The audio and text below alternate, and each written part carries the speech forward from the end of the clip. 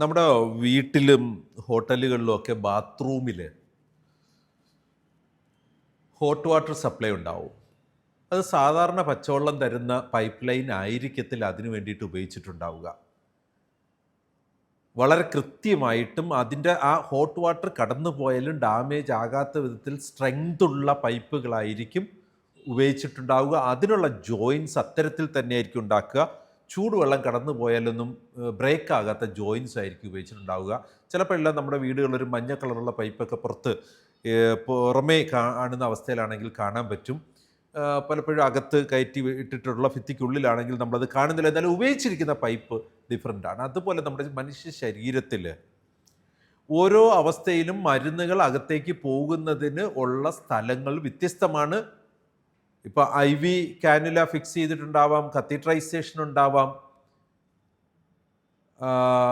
പലതരം ഇൻസേർഷൻസ് ഉണ്ടാവും. അത് ഓരോന്നിൻ്റെയും ഉപയോഗം ഡിഫറൻ്റ് ആണ്. അത്തരത്തിൽ നമുക്ക് ഡിഫറെൻറ്റ് മെഡിക്കേഷൻസ് അപ്ലൈ ചെയ്യേണ്ട അതിൻ്റെ ആ സ്ട്രെങ്തിനെ അഡോപ്റ്റ് ചെയ്യാൻ കഴിയുന്ന മാർഗങ്ങളിലാണ്. ഇൻട്രാവീനസ് മെഡിക്കേഷൻസ് ഉപയോഗിക്കേണ്ട സ്ഥലത്ത് നമുക്ക് കൊണ്ടുപോയി എപ്പിഡറൽ മെഡിസിൻസ് ഉപയോഗിക്കാനായിട്ട് പറ്റില്ല.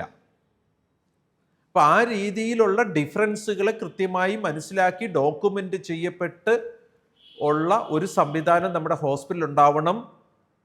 MOM 7H ഒരു കോർ ഒബ്ജക്റ്റീവ് എലമെൻ്റ് ആണ്. Measures to avoid catheter and tubing misconnections during medication administration and it should be implemented.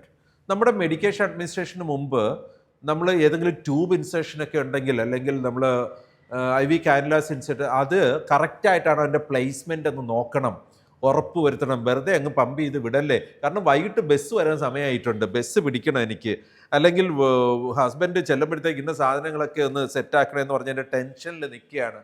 അതൊന്നും പേഷ്യൻറ്റിൻ്റെ വിഷയമല്ല കേട്ടോ. നമ്മൾ ഇവിടെ ആയിരിക്കുമ്പോൾ ഇതൊരു കോർ ഒബ്ജക്റ്റീവ് എലമെൻ്റ് ആണ്. അല്പസമയം എടുത്ത് ആ ട്യൂബ് അല്ലെങ്കിൽ ആ ഇൻസേർഷനൊക്കെ കറക്റ്റ് സ്ഥലത്താണ്, കറക്റ്റ് വർക്കിംഗ് ആണ് എന്ന് ആ കെയർ വൈസ് 1 by 1 ആയിട്ട് ബോധ്യപ്പെട്ടതിന് ശേഷമാണ് മെഡിസിൻ അഡ്മിനിസ്റ്റർ ചെയ്യേണ്ടത്.